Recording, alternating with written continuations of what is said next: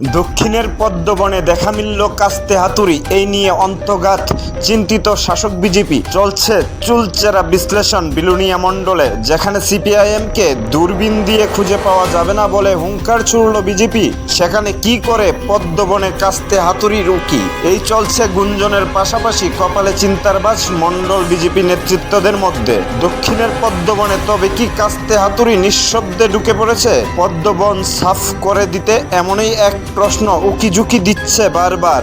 এইদিকে বিজেপি গোষ্ঠীদ্বন্দ্বের কারণে বিলুনিয়া মহকুমাধীন ভারতচন্দ্রনগর ও রাজনগর ব্লকের গ্রাম পঞ্চায়েতের 9টি আসনে স্বতন্ত্র নির্দল প্রার্থী প্রতিদ্বন্দ্বিতা করে। ভোটের ফলাফলের নিরিখে 6টিতে স্বতন্ত্র নির্দল প্রার্থী জয়ী হয়। এই নিয়েও দলের অন্দরে মাথা ব্যথার কারণ হয়ে দাঁড়িয়েছে। বিরোধী সিপিআইএম ও কংগ্রেস দল কিছু কিছু গ্রাম পঞ্চায়েতে প্রতিদ্বন্দ্বিতা করে। ভোটের ফলাফলে জয়ী হতে না পারলেও প্রাপ্ত ভোটের হার শতকরা অনেকাংশে বৃদ্ধি পেয়েছে ত্রিস্তর পঞ্চায়েত নির্বাচনে। এত ছাপ্পা বিরোধী দলের ভোটারদের ভোটদানে বাধা, এজেন্টদের ভোট কেন্দ্রে ও গণনা কেন্দ্রে ঢুকতে না দেওয়ার পরেও বিরোধী দলের ভোটের হার অনেকাংশে বৃদ্ধি পাওয়ায় অশনি সংকেত হয়ে দাঁড়িয়েছে বিজেপি দলের কাছে। বিরোধীদের দাবি, দক্ষিণে যদি সুষ্ঠু ভোট ও গণনা হতো তাহলে দক্ষিণের পদ্মবনের আকাশে লাল সবুজ সাদা আবির ভাসত।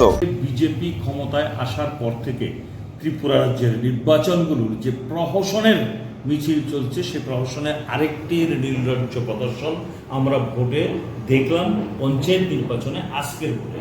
ফলে গণতন্ত্রের এই জবাই, এই হত্যা তারা করেছেন এই জন্যে যে তাদের মানুষের প্রতি আস্থা নেই, বিশ্বাস নেই, এবং এই যে নির্দল প্রার্থীরা আক্রান্ত হয়েছে, এবং এমনকি বিজেপির শক্তি কেন্দ্রের ইনচার্জ, বিজেপির বুথের নেতা, তাদেরকে ভোট কেন্দ্র থেকে ফিরিয়ে দেওয়া হয়েছে। কেন?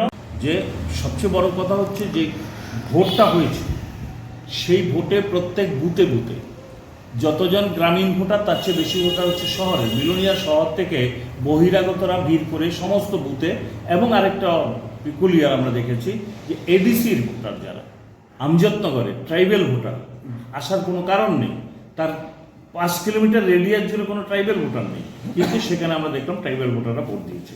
ফলে আমরা দেখেছি শহর এবং এডিসির ভোটাররা এবার গ্রামীণ ভোটের উৎসবে ভোট দিতে এসেছেন এবং তারা ভোটকে উপভোগ করছেন।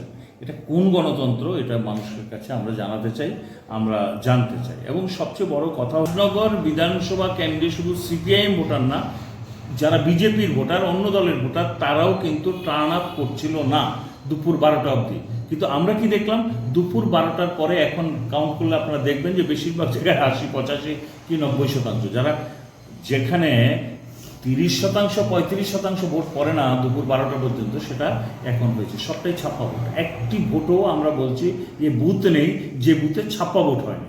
আমরা সমস্ত বিষয়গুলো অভিযোগ আকারে তুলেছি।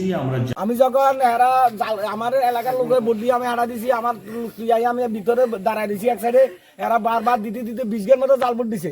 দিবার পরে আমি বাধা দিছি যে এটা কেন হইতে আছে স্যার, ফিটাইছি এইটা তো জাল ভোট হইতে আছে।